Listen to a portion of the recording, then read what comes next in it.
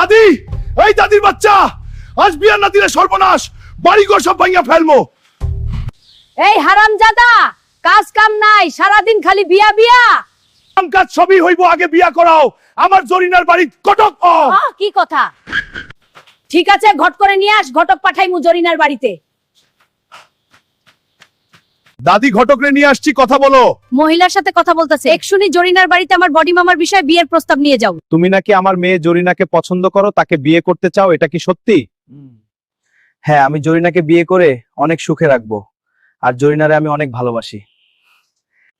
তোমার কাছে আমার জরিনাকে বিয়ে দিব একটা শর্তে, যদি শর্ত মানতে পারো তাহলে বিয়ে করতে পারবে।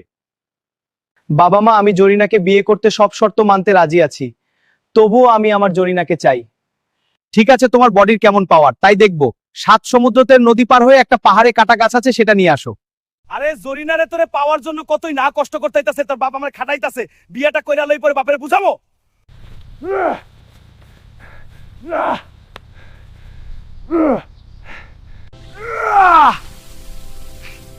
যাক, এবার বিয়েটাকে আটকায় দেখা যাবে।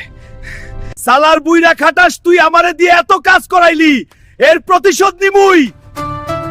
এই নেন শ্বশুর মশাই, আপনার জন্য 7 সমুদ্র 13 নদী পার দিয়ে কাটা গাছ নিয়ে আসলাম। হ্যাঁ, খুব ভালো কাজ করেছে। যাও, তোমার বিয়ে দোয়া করেন বাবা মা। চলো জরিনা, আমরা যাই। জরিনা, তোমার কেমন লাগতেছে আমাদের এই গরুর গাড়ি দিয়ে যাইতে? খুব ভালো লাগতেছে। জানোই তো আমার টাকা নাই, তার লাইগা গরুর গাড়ি নিয়ে আসলাম বিয়া করতে। দাদি, এখন থেকে জরিনাই সব রান্না বান্না করবো, তুমি শুধু বইসা থাকবা।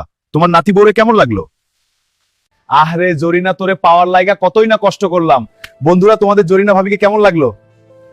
বন্ধুরা, নেক্সট পার্ট কি দেখতে চান আপনারা? তাহলে কমেন্টটা করো।